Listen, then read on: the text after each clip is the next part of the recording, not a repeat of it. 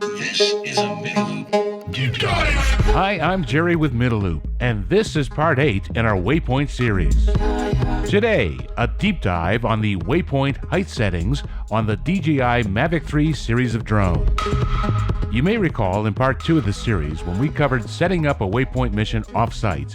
We mentioned that you have to be careful when setting up the height of your waypoints.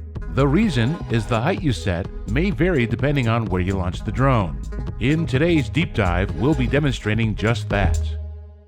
We'll start out with an overview of the Waypoint mission we set up for the demonstration and the steps we took when running it to illustrate the points. Next, we'll show running the mission and we'll compare the photos we took showing the results. And finally, we wrap it all up with suggestions on how to avoid the issue. Here's the Waypoint mission we created for today's demonstration. Now, we won't be showing how to set up a Waypoint mission in this video. We have a couple of other videos for that, and I'll provide links to those at the end and in the description.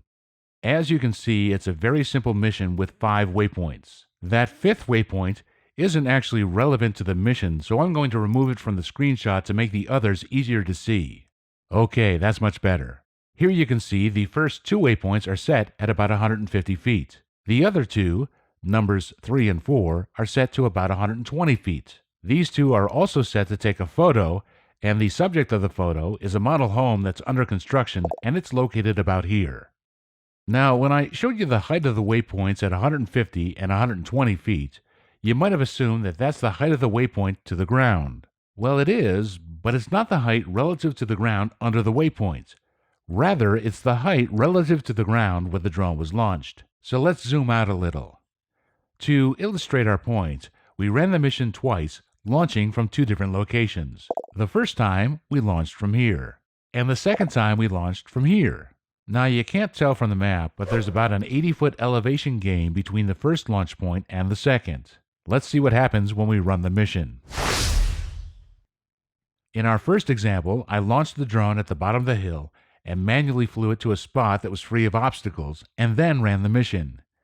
Here's the photo that was taken at the 3rd waypoint of that model home. As you can see, it's in the center of the frame, which makes sense because when I was planning the mission, I set it up relative to the launch point at the bottom of the hill. In the second example, I launched near the top of the hill before running the mission, and here's the photo taken at that same 3rd waypoint. That's right, no model home. Let's look at both photos side by side.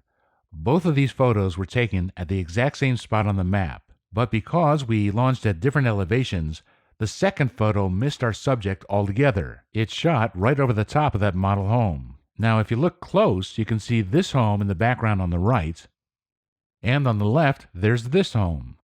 Again, the only difference is the height at which the photos were taken.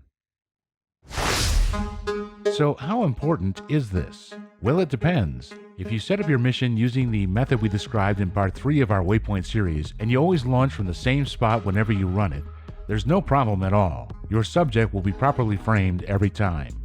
But if you're using the method described in part 2, setting up the Waypoint mission off-site, you'll need to know if the elevation of your launch spot is different from that of the subject. And if it is, you should offset the height settings accordingly. So that's it for today's deep dive on the Waypoint height settings. If you found this deep dive useful, please subscribe to our channel and hit that like button. We very much appreciate it. Thank you, have a great day, and happy flying.